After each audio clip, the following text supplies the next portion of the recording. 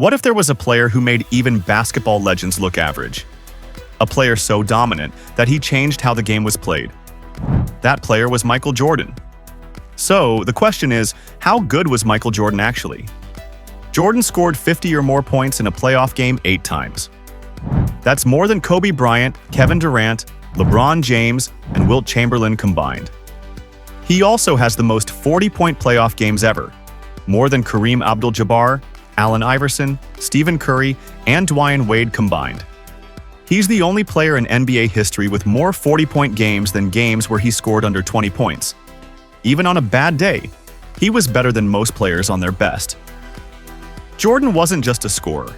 He was a top defender and always came through in big moments. He made 28 game-winning shots, with 7 in the playoffs. When the game was on the line, he wanted the ball and often delivered. Opponents had to rest before facing him. Jordan, on the other hand, could smoke cigars and drink before a game, and still score 40 points. He made it look easy. Let's find out some really stats of Michael Jordan. Michael Jordan wasn't always tall. In fact, no one in his family was over 5 feet 9 inches. As a sophomore in high school, he was just 5'11" and didn't make the varsity team. It was a big setback that pushed him to work harder. Jordan's family, though, was naturally athletic. His older brother Larry, who was only 5 feet 8 inches, could dunk. That shows the kind of raw athletic ability that ran in their blood. Then something surprising happened. Michael had a sudden growth spurt and grew to 6 feet 6 inches. Combined with his athletic genes, this made him a completely different player. By the end of high school, he was averaging 27 points, 12 rebounds, and 6 assists per game. He had gone from being cut to becoming a star. That transformation changed everything and set the foundation for his future. Michael Jordan joined the University of North Carolina in 1981. As a freshman, he played under Coach Dean Smith, a legend known for teaching team basketball. Jordan's stats were modest that year. He averaged 13 points, 4 rebounds, and 2 assists per game. He wasn't the star yet. He was actually the 3rd best scorer on the team behind James Worthy and Sam Perkins. But things changed in the 1982 NCAA championship game. With the game tied and just seconds left, Jordan hit the game-winning shot against Georgetown. That single moment was huge. It gave him the confidence he had never felt before. Jordan later said that shot turned him from Mike into Michael Jordan. Over the next 2 years, he worked hard to improve every part of his game. By his junior year, he averaged 20 points per game, became a complete player, and was named a first-team All-American. In 1984, he was named College Player of the Year. Even with all this growth, Jordan's college stats weren't off the charts. Other college legends like Magic Johnson, Larry Bird, Kareem Abdul-Jabbar, Bill Walton, and Oscar Robertson had better college careers. Because of that, not everyone believed he would dominate the NBA. But Jordan's mindset and work ethic told a different story. In the 1984 NBA draft, Michael Jordan was selected 3rd overall by the Chicago Bulls. He was picked after Hakeem Olajuwon and Sam Bowie. Many teams were looking for tall centers, and at 6 feet 6 inches, Jordan didn't fit that mold. Some people questioned how much impact a guard like him could really have in a league dominated by big men. Right after the draft, there was a sense of doubt. Some thought the Bulls made a risky choice, but those doubts didn't last long. As soon as the season began, Jordan made it clear he was different. In just his 3rd game, he scored over 30 points. By his 9th game, he had already dropped 40. He was fast, explosive, and fearless. Defenders simply couldn't keep up with him. Jordan's athleticism stood out. He was blowing past defenders with his first step, and when he jumped, it looked like he could hang in the air longer than anyone else. Every game he played felt special. He wasn't just good, he looked like a once-in-a-generation player. By the end of his rookie season, it was clear. Michael Jordan wasn't just a good draft pick. He was a superstar in the making. Michael Jordan's athleticism in the 1980s set him apart with unmatched speed, vertical leap, and hang time, making him a dominant force on the court. Jordan's speed, vertical jump, and hang time made him a constant threat. His ability to accelerate past defenders and stay in the air longer than most players gave him an edge in scoring and defense. In the 1986 playoffs, Jordan scored 63 points against the Boston Celtics, setting a playoff record. Despite the loss, the performance solidified his status as a superstar. In 1987, Jordan led the league with 37.1 points per game, the fifth highest average in NBA history. His ability to score from all areas of the court made him nearly unstoppable. Despite Jordan's brilliance, his playoff record remained disappointing, as the Bulls couldn't get past the first or second round due to a lack of supporting players. The Bulls began to improve with the addition of Scottie Pippen in 1987 and Horace Grant in 1989, forming a stronger team foundation for future success. In 1988, Jordan won both the MVP and Defensive Player of the Year awards, becoming the first player to achieve this in the same season.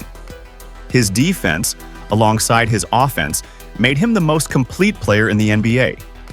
From 1984 to 1990, Jordan's athleticism and brilliance made him a dominant force, even though the Bulls struggled in the playoffs.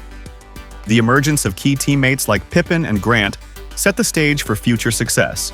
During the late 1980s, Michael Jordan faced his biggest obstacle: the Detroit Pistons, also known as the Bad Boys. Known for their physical and aggressive style of play, the Pistons dominated the NBA in that era, and Jordan's Bulls were their prime target.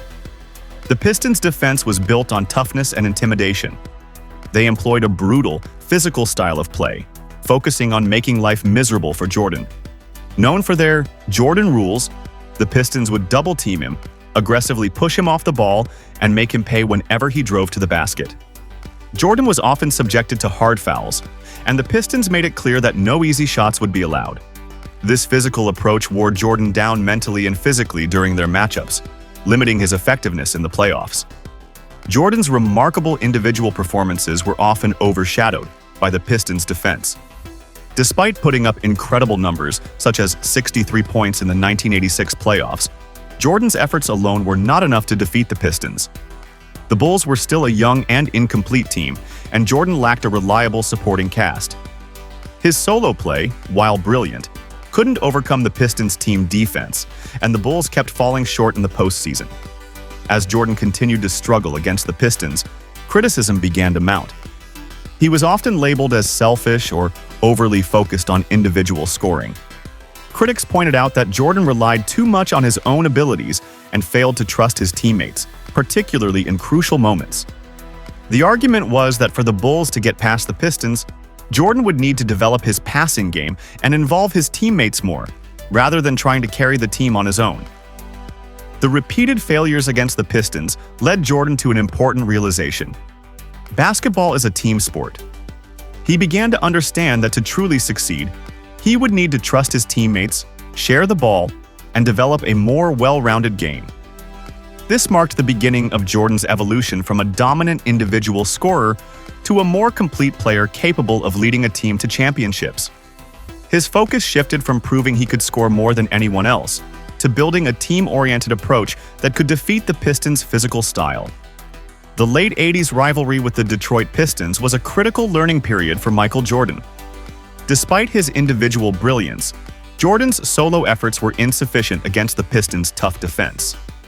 The criticism he faced for selfish play and his growing realization that basketball is a team sport would eventually lead to his evolution as a more well-rounded player.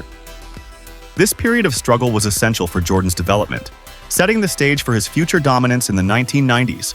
As Michael Jordan's career progressed into the early 1990s, he underwent a major transformation, shifting from an individual force to a more complete, team-oriented player.